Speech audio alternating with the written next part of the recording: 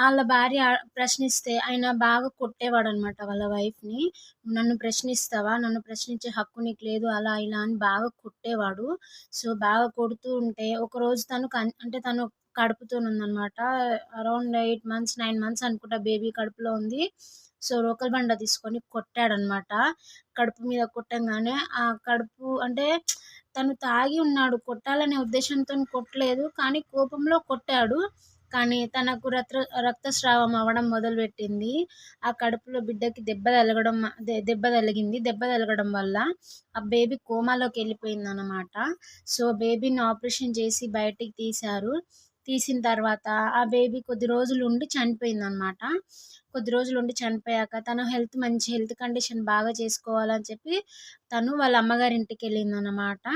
ఎళ్ళిన తర్వాత వాళ్ళ అమ్మ వాళ్ళు మంచి ట్రీట్‌మెంట్ చేపిచ్చి హెల్త్ బాగా చేయించారు. ఆ తర్వాత అత్తగారింటికొచ్చింది. తర్వాత ఏం జరిగిందో నేను మీకు నెక్స్ట్ పార్ట్‌లో చెప్తా.